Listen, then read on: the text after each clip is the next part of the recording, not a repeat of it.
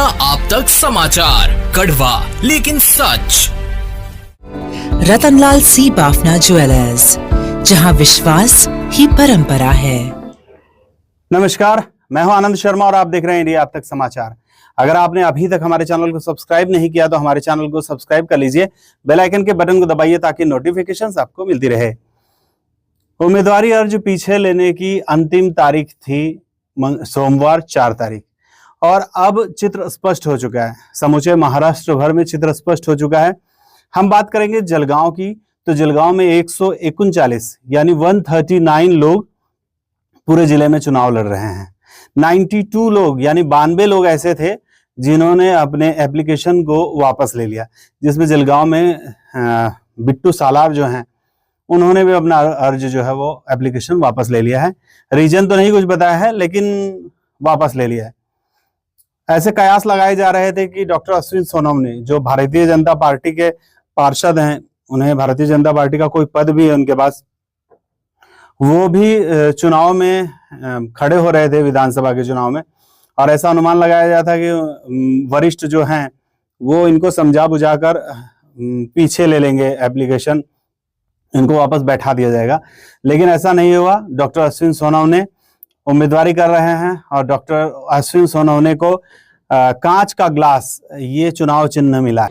माझं ध्येय एकच आहे की शहराचा विकास, जळगाव शहरातील जनतेला मूलभूत सुविधा मिळाल्या पाहिजे, तरुणांना रोजगार मिळाला पाहिजे, शहराचा व्यवस्थित विकास झाला पाहिजे, हेच माझं ध्येय आहे।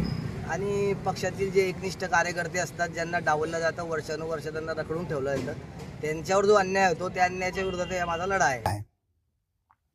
कुलभूषण पाटिल, कयास लगाए जा रहे थे कि उनको भी समझा बुझाकर बैठा दिया जाएगा, वो भी अपना एप्लीकेशन पीछे ले लेंगे, लेकिन ऐसा नहीं हुआ। वो भी चुनाव लड़ रहे हैं और उनको जो है वो कपाट ये चुनाव चिन्ह मिला है। ज्या दिवशी मी माझा उमेदवारी अर्ज दाखल केला होता त्याच दिवशी ज्या जळगाव शहराची विधानसभा लढण्याचं माझं निश्चित झालं होतं आणि म्हणूनच मी माझं नामनिर्देशन पत्र दाखल केलं होतं। जळगाव शहरामध्ये ज्यांच्या तंबूत घबराट झाली होती म्हणून त्यांनी माझ्या माघारीच्या अफवा पसरवल्या होत्या, परंतु मी जनता जनार्दनाच्या आशीर्वादाने या ठिकाणी माझी उमेदवारी कायम ठेवलेली आहे। राजू महाभोले तो ऑलरेडी मैदान में है ही, उनके पास भारतीय जनता पार्टी का कमल चुनाव चिन्ह है। जयश्री महाजन ये भी मैदान में है और उनके पास उद्धव ठाकरे गुट की मशाल है। देखना है कि मशाल जलती है या बुझ जाती है। अभी ये लोग जो प्रमुख लोग हैं, इसके अंदर प्रमुख लोगों में एक डॉक्टर अनुज पाटिल भी है, जहां मनसे के, जिनके पास इंजन है। अभी भारतीय जनता पार्टी मनसे को सपोर्ट कर रही है, अमित ठाकरे को सपोर्ट कर रही है, लेकिन यहाँ पर चित्र अलग दिख रहा है, यहाँ पे पिक्चर अलग है। यहाँ पर डॉक्टर अनुज पाटिल जो हैं वो उम्मीदवारी कर रहे हैं मनसे की ओर से। देशानुसार जळगाव मधून शहर मधून विधानसभा मी लढवत आहे आणि आज अनुक्रमांक 1 हा नंबर मला मिळालेला आहे आणि त्याचप्रमाणे आम्ही जळगाव मध्ये सुद्धा मतं घेण्याच्या बाबतीमध्ये 1 नंबरच राहू आणि नक्कीच निवडून येऊ। त्या हिशोबाने आता आम्ही आमचं काम सुरू करणार आहोत। देखना है कि ये 4-5 लोगों में क्या कसरतें होती है, कयास क्या लगाए जा रहे हैं, ये तो धीरे धीरे पता चल ही जाएगा। लेकिन फिलहाल समस्याएं जो है वो लगातार एक दूसरे के लिए बढ़ती ही जा रही। समस्याओं से तात्पर्य मेरा ये है कि सभी अपने आप को दिग्गज मानते हैं और सभी को ऐसा लगता है कि हम ही विधायक बनेंगे, लेकिन उनको खुद ये चीज एनालाइज करनी पड़ेगी कि उन्होंने जलगांव के लिए क्या क्या किया है। सिर्फ एक एरिया के लिए नहीं, उन्होंने पूरे जलगांव के लिए क्या किया है। जलगांव में उनको कितने लोग जानते हैं, क्या पूरा जलगांव उन्हें जानता है, क्या वो सारे जलगांव वासियों तक पहुंच पाएंगे, क्या सारे जलगांव वासी उन्हें, मतलब जलगांव शहर के लोग इन लोगों को वोट दे पाएंगे। इसी तरीके से सभी जगह के हालात हैं। फाइट्स जो है वो जामनेर में खोड़पे सर और गिरीश महाजन जी के बीच में होने वाली है। मंत्री गिरीश महाजन, इनका पलड़ा हमेशा से भारी बताया जा रहा है, दिखाया जा रहा है और हमेशा से भारी ही है। जामनेर में बहुत सारे काम किए गए हैं, लेकिन कहते हैं कि जो दिखता है वही बिकता है, तो शायद ऐसा लगता है कि मंत्री गिरीश महाजन जी को भी ये सारे डंके बजाने चाहिए थे कि उन्होंने बहुत सारे काम किए हैं। हालांकि जनता को पता है कि उन्होंने क्या काम किए हैं, क्या नहीं किए हैं। बहुत सारे काम हुए हैं जामनेर में, जल्दी ही ये सारी चीजें भी सामने आ ही जाएगी और जनता के सामने तो ये सब कुछ है ही।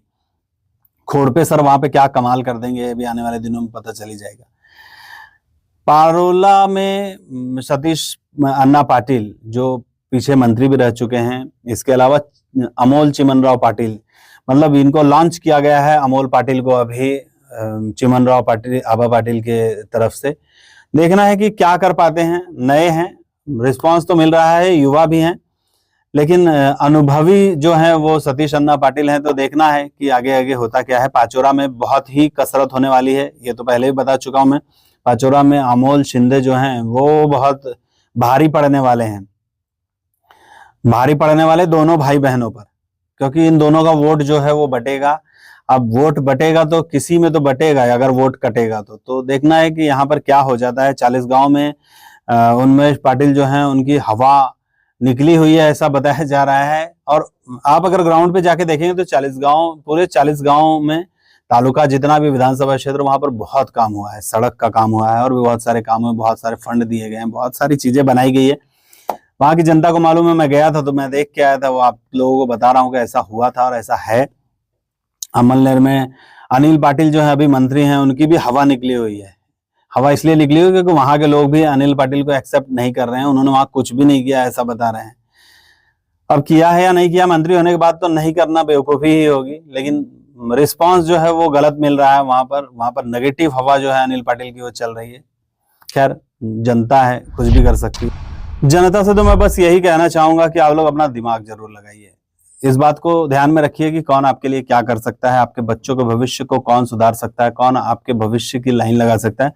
क्योंकि आप लोगों का एक जो मत है ना, वो आपके अगले 5 साल को सुधार भी सकता है और 5 साल को बर्बाद भी कर सकता है। तो जलगांव में क्या काम हुआ, जलगांव जिले में हर मतदान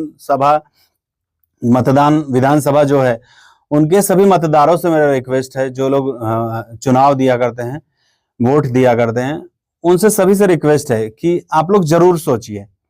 आप लोग समाज को एक बार साइड में कर दीजिए, आप लोग बाकी चीजों को साइड में कर दीजिए, कोई आर्थिक गणित हो तो उसको भी साइड में कर दीजिए। इस चीज को सोचिए कि आपका एक मत जो है वो 5 साल आपके या तो बनाएगा या बिगाड़ेगा। तो क्या आपको अपने 5 साल बिगाड़ने हैं?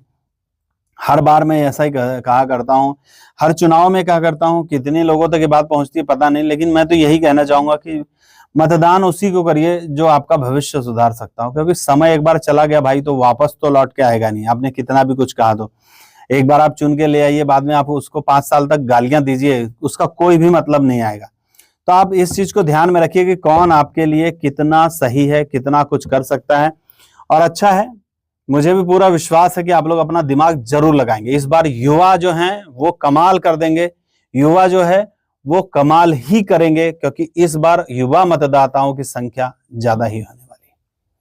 जय हिंद। जळगावची नवी ओळख वस्त्रनगरी सुरेश कलेक्शन्स अँड क्रिएशन 80 फुटी कांगळदा रिंग रोड राधाकृष्ण नगर चौक छत्रपती शिवाजी नगर जळगाव। सौंदर्य विश्वाची 73 वर्षांची परंपरा Suresh collections and creation Jalgaon. Hey guys, ताज़ा खबरों के लिए लाल बटन दबाकर सब्सक्राइब करें और तुरंत खबर पाने के लिए घंटी के बटन को दबाएं।